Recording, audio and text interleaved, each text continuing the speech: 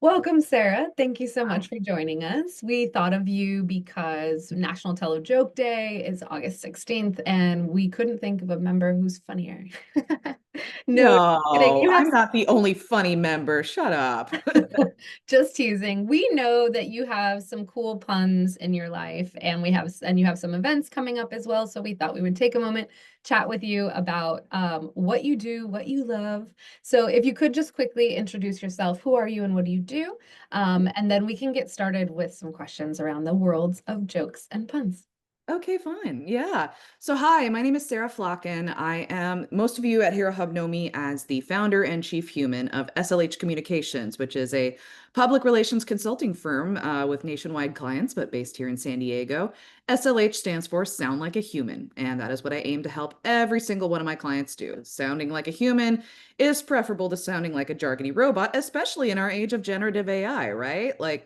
So that's what I do for my day job. By night and weekend, I am a comedian. I do improv comedy, which is the practice of getting up on stage and making things up based on suggestions. I am in two improv teams in San Diego. One is called Decon Blues, where we do the deconstruction format of long form improv. The other is a much sillier team called Breaking the News, where we do very silly fake newscasts for a city suggested by a member of the audience. But yeah, both are great. You should check them out sometime. We perform at places like Finest City Improv in Hillcrest or Mockingbird Improv in Liberty Station. Or up north, there's New Village Arts Center has improv in Carlsbad. Lots of venues throughout San Diego to see this kind of fun stuff. I also host a show. Some of you may have heard me talk about it. It's called San Diego Pundemonium. It is a pun contest. Yes, competitive punning is a thing nationwide. Gonna let that sink in. Let you absorb the horror or fascination of that. So puns, as many of you might know, it's wordplay. Basically, it's two or more words that sound similar, and used in kind of a funny fashion. There's a couple different types of puns, but I can get really nerdy and explain all those. But basically, competitive punning is hilarious when you see it live and really kind of a nerdy, silly thing to do. So San Diego Pandemonium, we are just one of many pun contests nationwide.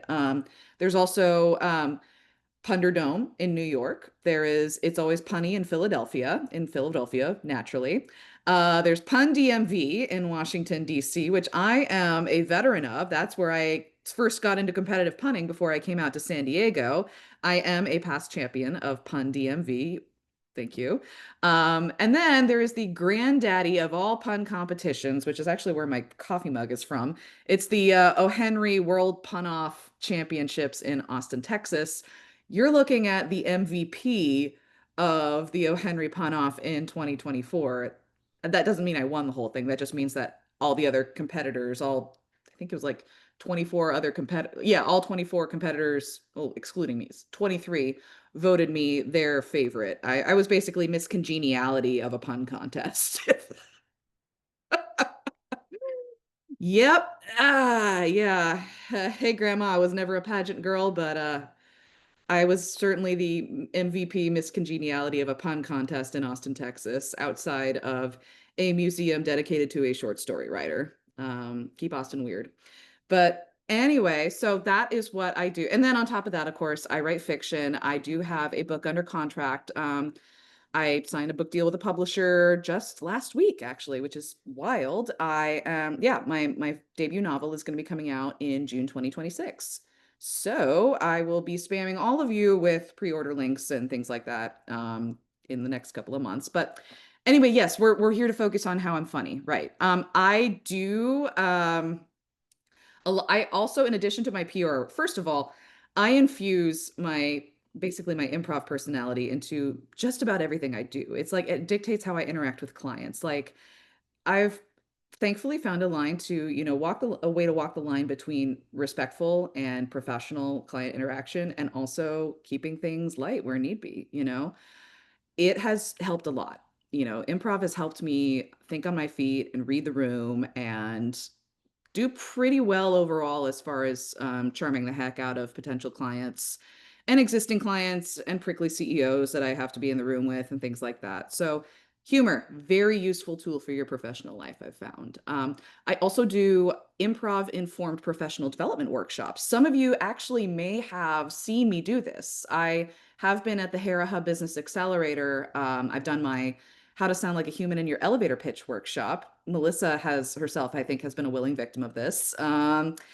I use a short form improv game to lead you through an exercise where you give your elevator pitch in shorter and shorter time slots, and really helps you kind of distill what it, who you are, what you do, and why it's important. So I think overall, all this to say is yes, I'm a PR person. Yes, I am serious professional lady, but I am also someone who really values the ability to tell a joke, the humor's, role in our life. And, basically, it's something we all need right now, especially. My God, it sucks out there in a lot of ways, you know, um, that objectively, it just sucks out there. And this is, humor and joy are not like distractions. They are actually tools to help us get through and push back and resist and do all the things that we need to advance humanity. So that's what I got to say. Oh, I also forgot.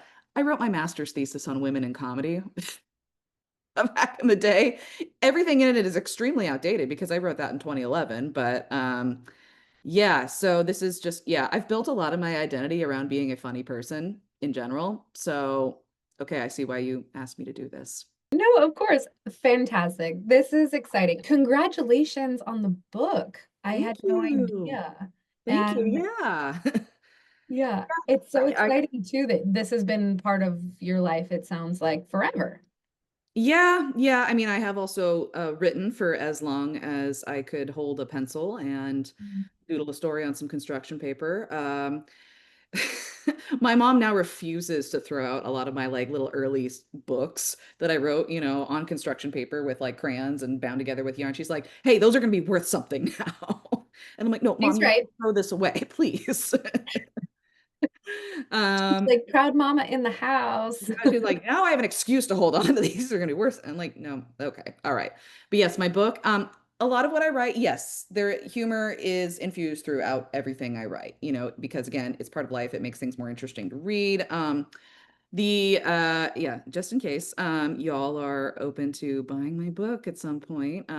My novel is about an awkward young woman who graduates straight into the Great Recession in 2009 in Los Angeles, does increasingly desperate and stupid things to avoid moving back in with her mother in her desert hometown, where her televangelist father dominates the conversation, and in the meantime, gets kind of sucked into a maybe cult in Los Angeles along the way. 65% of what you just described might be my autobiography. Oh. No, I'm just teasing. There was just a lot of parallels. I was like, oh. Oh. Though the details of what your book is, of course, we'll have to read to know. But I'm hooked. I would love to read it. It sounds like a lot of fun. Thank you. Yeah, I mean that's, it's like the way I describe my writing is bonkers plots, but with real human emotion. Oh, great. Yeah, you're like, let's explore what happens when we go down this path. Also, this is a real human being having this experience. I can get Seriously, behind like, that. yeah, the improv also kind of infuses the way I write anything long form. Like the one of the cardinal rules of improv comedy is if this, then what? So it's like no matter how crazy town things are on stage, if this is true in this little universe, in this little scene, what else is true? If this happens to someone, how would they react? Like, so even in like this kind of helps things move forward, and even like the craziest settings or the craziest situations, it's like, all right, well, if she's got a televangelist father where she is back home, what else is true in that universe? Like, where is she seeing his face? Like, what's that billboard on the side of the road going to look like? So I do have fun, like kind of going to that really helps me when I'm writing on the storytelling stuff. But I've also found that mindset of if this is true, what else is true, that helps me with gaming out crisis scenarios for my clients. Like, okay, if Congress is working on passing this bill, what else might be included or excluded in this? If there is something, if this type of policy is what, is going to go into effect next year, what are going to be the downstream effects of that? And then how are we going to respond? What are the, what are your audiences going to be thinking possibly or reacting, or what's going to be the reality for them? And what are you going to have to message in response to? So yeah, Love very that. useful skill set to have, man. Oh man, I love that. Yeah, okay. If nothing else, I'm gonna take that as like the nugget that I work with for this next week. Like Great. if that is true, like what else is true? Yeah. I have some questions that I think will prompt some fun things, and then I know you Okay. have some ideas as well for this conversation. So, do you think that like you have a pun gene? Do you think that people who are good at puns, like just to go straight into the nerd world, Yeah, are that aspect of like myself. they're just tuned into something specific and some people have it and some people don't? Because I've also seen this is kind of a two-part question Hmm. where people get excited about puns and then there's a little bit of a drop off for most, but for others, they're like, I can Like, do puns all day. yeah, And they're the amount of laughter and the joy they get out of it never decreases. Where some people are like, okay, I've had enough. Can we time out that's on enough. puns? Yeah. We So call what do those you normal think? people. I think there very may very well be a genetic component of it. There's not a ton of scientific research on this. This is all anecdotal. But there are some people who do argue that neurodivergence and appreciation of puns goes hand in hand. I don't know if that's necessarily fully the story. I do think that some people like, if your brain likes to make connections between odd things, maybe that's, yeah, I'm sure there is some like neural component of pun appreciation, but I also think it's what you're encouraged to do. I think a lot of it is socialization. I think that if you are around people who are okay with that kind of thing, or and you learn how to express it well and you get positive or, some kind of reaction from it, it can definitely more be socialized into you. Like for example, I've always been into like I've found that there are people who are like really into language, who are writers, directors, actors, stuff like that, who excel at this kind of thing. But then on the opposite end, one of my greatest multi-time pun champions at Pandemonium is a PhD in physics at UCSD. Like it exercises just a different part of their brain. Like, yes, there is often a correlation between high intelligence and people who appreciate puns. This is what we tell ourselves, at least. I don't believe that. I don't believe in like, numeric measurements of intelligence. I mean, it's funny. I brought my little pun contest show thing to the Southern California Regional Mensa Conference. I was invited by, again, one of my frequent punsters who is a dude who's written 50 books and went to Harvard and is also a member. He and his wife are members of Mensa, which, okay. Um, yeah, so they invited me to come do my thing, and I've noticed that yeah, the people at Mensa who like measure high on the IQ scale, like yeah, they love this stuff.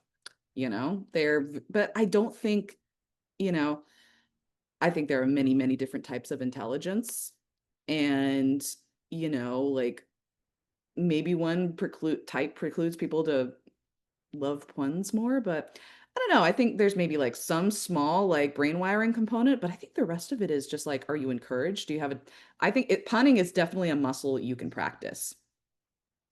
I have taught a workshop called The Joy of Punning with another one of my friends and frequent competitors. She is also an alumni of O. Henry and she competes in San Diego Pandemonium very frequently. She speaks 6 languages. So there's something in her brain too that very easily like learns new meaning and new words and makes connections like that. And she can pun in 2 languages at least, possibly 3. So, but yes, we teach methods of like, okay, here's how you like, think of different things that sound like a word if you're given a topic. And, then the more you do it, the more it becomes natural. Like I've had people come to the pun contest and be like, oh yeah, when I was sitting in the audience, like after someone said something, I'd be like thinking of things immediately. It's just being able to do it on the spot maybe takes practice for some people. All this to say, maybe there's a gene for it, but I think a lot of it is just socialization and practice. Same with Yeah. any type of humor, really. Like, I don't think some people are born funny. I think it's what you're raised with. Like, I know some people who are like, I'm not funny. I'm not funny. I'm like, no, you were just discouraged from telling jokes or, levity or anything like that. Like, or maybe you just tried a few times and failed and got scared, like you were either like, yeah, you're not funny. You're just scared to put yourself out there like that because you were either told that's inappropriate from a lot of people in your life, or, you know, you took some risks and it didn't go well, and then you just stopped trying.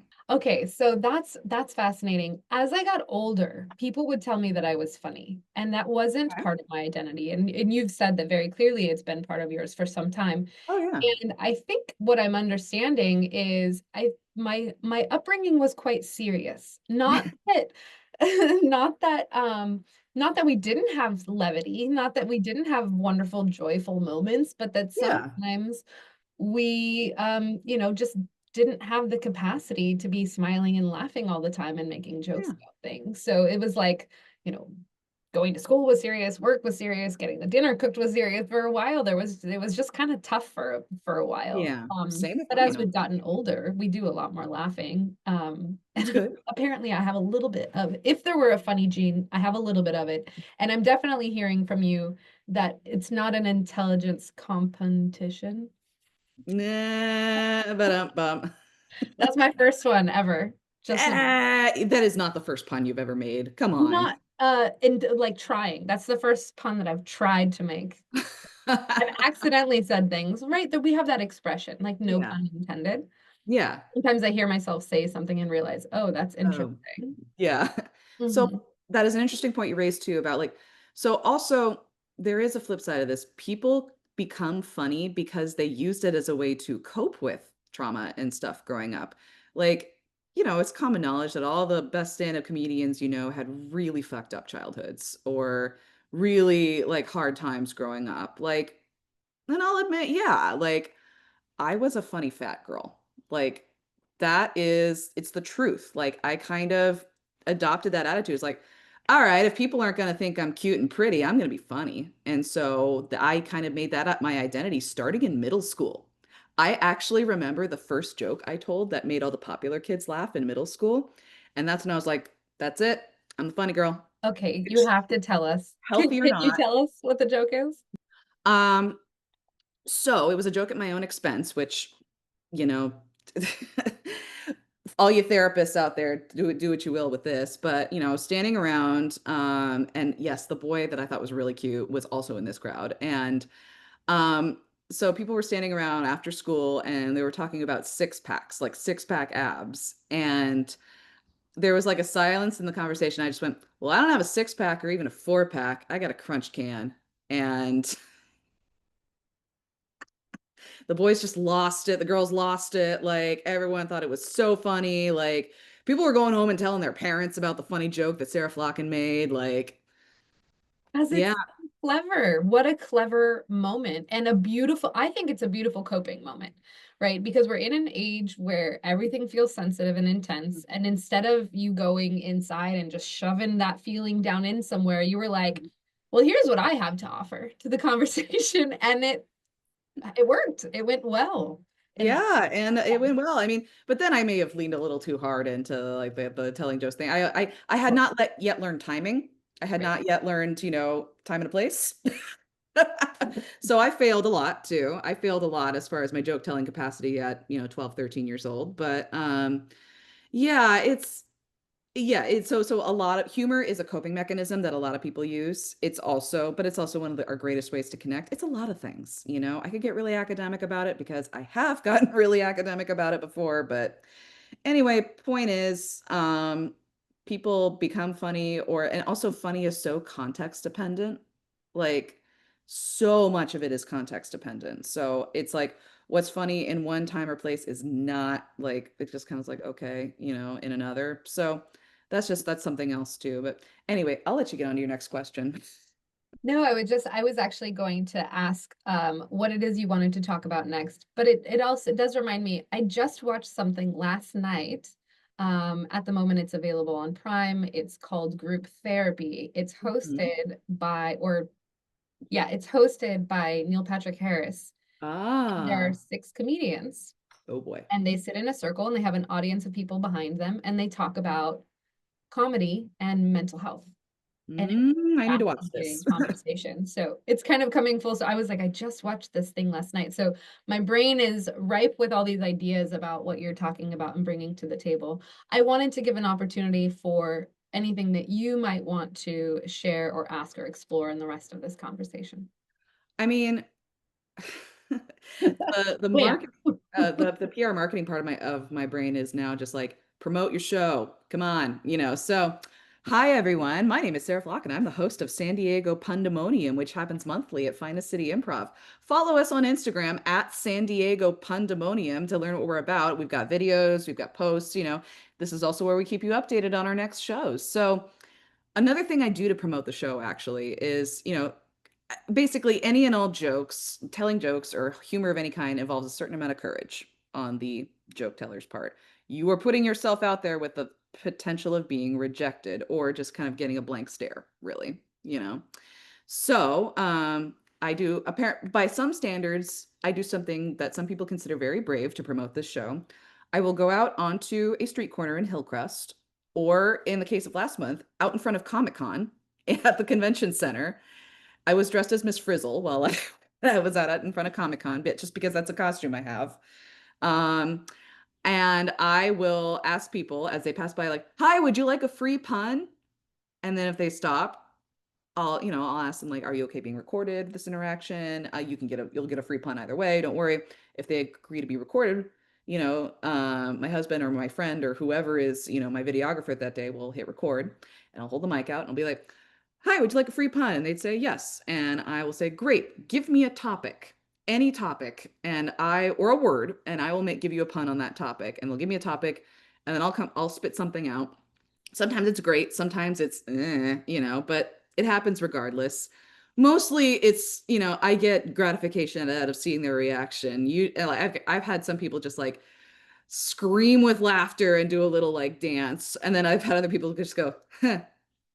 you know, it's it's the human interaction part of things, which I think there's a lot of human interaction missing in our world more and more as Gen AI takes over, as, like we're kind of encouraged to choose like convenience over human interaction, and humor kind of depends on that kind of connection. So I try to create those moments wherever I can. But anyway, so do you want me to demonstrate what I do with this free pun stuff on you, Melissa? Yes, let's do it. Okay. So imagine I'm standing next to my little sandwich board that says puns this way.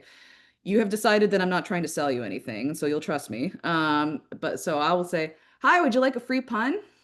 Yes, Sarah would. Thank you. Okay. Give me a topic and I will give you a pun on that topic. Word or like sentence? How can I? Anything.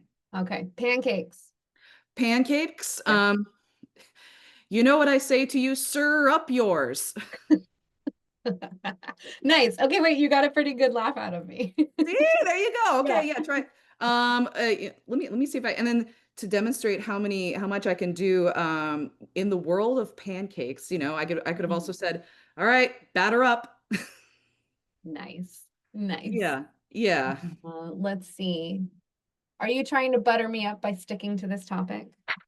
There you go. There you I had go. to like pause, think, come back. I had to kind of turn away for a moment to try to get there. Oh, Yeah, yeah, yeah. Or there's so what the way I encourage people to think of puns is like what other words are in just a world of pancakes, like butter, batter, syrup, plate, griddle, fry, pan, flip, like right? Yeah. it's just Anything. Yeah. you play a quick round of word association and then you try and fit it into a sentence. So like I could have just been like, "Don't flip out, man." Fabulous. Yeah, pancakes don't flip out, man. Or even like, what a if I were a bunny rabbit, I hop this way. Of course you would. It's like Yeah. so, it's so yeah. Yeah, yeah. And I hop, I hop. Yeah. Yeah, Pancake. exactly. Yeah, there's a Pancake. couple different types of puns, by the way. I'll get nerdy. There's homograph, which is Greek for same writing. That's when we say spring forward, fall back, that's a homograph pun. Mhm. Then there's also the homophone, which is Greek for same sound. That's where you get puns like, I'm on a seafood diet. I see food, I eat it. But bump. I always do like the Borscht Belt comedian voice when I do that. And then there's double sound or rhyme puns. Like there's more of an amorphous category, but it's something along the line. This is where you get a lot of like knock knock jokes or things like that. Whenever I'm doing this at the show, I demonstrate by saying like, "What do you call an empty hot dog in spooky season? A Halloweeny." I like that. See, I love jokes that make you think a little bit, but they're not. I also love riddles, but I was gonna think, but don't make you feel like if you don't get it, you feel dumb, Yeah, right? Like, exactly. oh Yeah. yeah, I get it. That's great. Like it's accessible. It's accessible. Yes. Yeah. Yeah. And it creates a moment of like, haha, you and I, like we're bonding. Yeah. Like, and again, so much of it is context dependent. And I have a joke's totally bomb. Like Mm, 100%. mm. But a number one rule of performance, at least comedy performance, is if you're having fun up there, the audience will probably have fun. Like if you believe it, they believe it. Oh yeah, fun is contagious. Yes. So, yes, if you're awkward and nervous and terrified, I mean, again, this is not to say that I've ever felt nervous before getting up on a stage. I do all the time. I still do. But I just focus, you just do whatever you can to like have fun while you're up there. I mean, the best thing that I can do for myself a lot of the times is before I'm about to get on stage is just say, none of this shit matters. Nobody's going to remember this. Like, and I think a lot of people are forgetting that because we live in an age where everything is recorded, where everything, people go viral for saying the wrong thing. And I think, or doing something stupid or looking weird, so I think that's really gotten into people's heads a lot. But, it's just like my primary rules of improv are don't be an asshole and none of the shit matters. And that really helps me do a good performance. And I hope that you don't have to edit out too much profanity here, but I do trust that a lot of the Hera Hub members are adults and won't be offended. There's Yeah. actually been scientific studies about how strategically placed profanity, not at too high of a volume, but just in the right places, can make you appear more intelligent. Nice. Operating word appear. Yes. Appearing more intelligent. Appear more Yeah. intelligent. Yeah. Yeah. So, yeah, so that's just, and then another thing that people also ask me about, like, I've actually had people ask me, like, how are you not terrified that you're going to offend someone up there? And I'm like, well, that's easy. I mean, it's not always easy. Like, sometimes I might accidentally offend someone, and that has happened. And then you just make amends. Like, you own up to it. You don't get defensive. You say, I'm sorry. Like, it's, this is a difficult place to navigate, but honestly, a lot of the time, the rule of thumb is punch up. Like, if you're going to make fun of a group of people or a person, higher status, not lower status. Like, the way, like, I had this conversation with my mom and her boyfriend once, and the way my mom explained it was like, so basically, you can make fun of the Pope or the president. Right. Yeah. Yeah, That very, very I mean easy that targets. I have never thought about that punch up because yeah, I mean you're talking about if you're talking about a majority of people, Hmm. you're gonna Hmm. offend a majority of people. Although this guy who, I was talking to grew up very Italian Catholic. He's like, whoa, whoa, whoa, make fun of the Pope. Well, okay. And that Yeah. was his joke. That was his own joke. And a lot of people may be offended if you're making fun of the Pope, but Also, this current Pope seems pretty cool. So, yeah, yeah, yeah. Okay, I am loving this conversation. There is one question that I feel like is a little bit burning that I didn't anticipate that was going to happen. Do you ever get stuck? You're like punning, and then you just get stuck. Like, for example, I can speak double talk, which is where hmm. you insert certain sounds between syllables. And Hmm. so idigif, idigai, wordiger, tudigu, todiga, leidigai, Oh, like, yeah, yeah, yeah. When and like when then we you were kind of kids. can't turn it off sometimes. Yeah. However, I wonder if your brain is just like constantly creating puns and you're practicing impulse control. Do you Sometimes, ever just yeah. get swept away? Yeah, yeah. Some people are better at impulse control in that realm than others. Some people are just compulsive punners, and I have met people who are just like, "Oh my God, you really can't turn this off." Fabulous. Yeah, but we all kind of self-edit in conversations, right? But yeah, yeah, I've been in moments where I'm like, "Ooh, I gotta, not the time or the place, but oh, this is, oh God." Yeah. I'll write that one down for later. Yeah, yeah, yeah. Then I've also had times where I've frozen up and I can't think of anything when I'm on the spot and something is expected of me. It's just, there's a lot of times where it's like if you're in a situation where something is expected of you, there so often you just have to expect that your brain is going to want to do the opposite. Of Yeah. Oh, I love that. Well, Sarah, thank you for chatting with me in honor course. of National Tell a Joke Day. Remind us one more time where people can find you. People can find me on my website professionally at Sarah, well, you can just type in slhcommunications.co. That is my website. You can also follow me on Instagram to find out about my writing at Sarah Flocken Writes. You can follow San Diego Pandemonium at San Diego Pandemonium. I'm sure we'll drop some links, below this video or something. Um, yeah, that's what I got. And Thank you. also find me on LinkedIn, Sarah Flocken, all that jazz. Awesome. Closing pun for the sake of the chat. Um, um, you know what? I was, because I'm doing this for my co-working space, I was hoping I wasn't going to have a bad hair day. Oh, that's good. Well, Sarah, it's been pun. Hey, you did it. I'm getting better at this. Thank you Yeah. so much.